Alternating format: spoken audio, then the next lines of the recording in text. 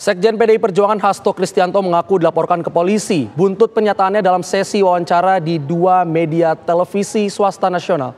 Hasto menyuarakan apa yang menjadi pertimbangan dissenting opinion dari Hakim Konstitusi terkait dugaan kecurangan pemilu 2024. Sekjen PDI Perjuangan Hasto Kristianto dicecar 4 pertanyaan dalam pemeriksaan di Polda Metro Jaya terkait laporan dugaan penyebaran hoaks atau berita bohong. Hasto menilai pernyataannya dalam sesi wawancara di 2 media televisi swasta nasional adalah merupakan produk pers, maka ia akan lanjut melapor ke Dewan Pers. Terkait juga dengan produk jurnalistik yang diatur dengan undang-undang pers dan kebebasan pers itu merupakan bagian dari amanat reformasi yang kita perjuangkan dengan susah payah oleh mahasiswa. Juga terutama kalau kita lihat sejarah reformasi oleh Ibu Megawati Soekarno Putri.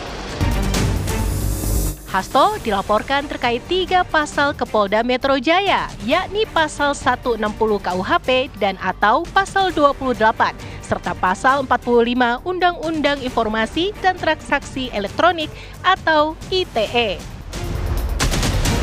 Yang pertama pasal 160 KUHP yang digunakan pemerintah Hindia Belanda kolonial untuk menjerat para pemimpin kita pada waktu itu. Hadzai Artikelen, pasal-pasal penyebar kebencian. Yang kedua, pasal 28 dan pasal 45A Undang-Undang ITE. Sebagaimana Pak Hasto sampaikan bahwa karena ini adalah produk jurnalisme untuk menghormati hukum, penyidik mempersilakan kita untuk Pak Hasto ke Dewan Pers terlebih dahulu. Oleh karenanya, mengapa hanya 4 pertanyaan?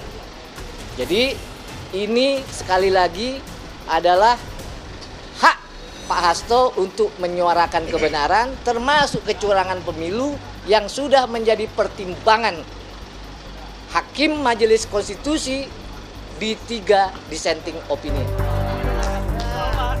Kuasa hukum Hasto, Patra M. Zen pun mempertanyakan pernyataan Hasto yang dipersoalkan oleh pelapor. Sebab Hasto hanya menyuarakan apa yang menjadi pertimbangan dissenting opinion Hakim Konstitusi terkait dugaan pelanggaran pemilu 2024.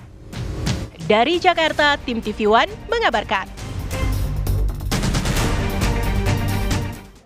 Pakar hukum pidana Tuku Nasrullah mengingatkan agar aparat penegak hukum tidak menjadi perpanjangan tangan untuk menggebuk lawan-lawan politik. Hal itu disampaikan Nasrullah menanggapi kasus hukum yang menjerat politikus PDI Perjuangan Hasto Kristianto.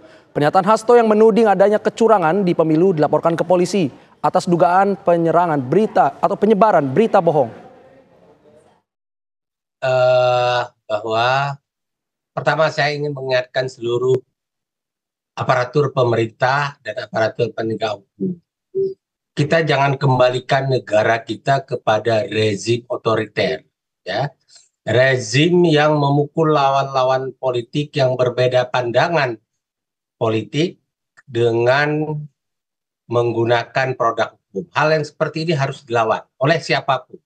Saya tidak mengenal Pak Hasto, sama sekali belum pernah ketemu dengan Pak Hasto, tetapi saya melihat ini sesuatu yang berbahaya kalau hal seperti ini tidak dikritisi dan diingatkan pemerintah. Kalau kita mempilahkan rakyat Indonesia sekarang ini, ada yang bersuara sama dengan Mas Hasto, ada yang berbeda. Tapi kan pemilu sudah memutuskan, MK sudah memutuskan dengan suara terbanyak tidak ada kecurangan. Oke. Secara hukum tidak ada kecurangan. Ya, termasuk saya hari ini ngomong seperti ini, saya merasakan ada kecurangan. Apakah saya besok juga harus jadi tersangka juga? Dilapor juga oleh para pelapor itu. Pertanyaan saya adalah pelapor ini siapa? Perpanjangan tangan terselubung dari penguasa atau memang murni mereka? Kalau murni, pertanyaan berikutnya adalah kegaduhan apa? Kerugian apa yang telah kamu derita, hai pelapor? Jangan hancurkan demokrasi karena kalian 2-3 orang ini. Berat kita perjuangkan negara ini.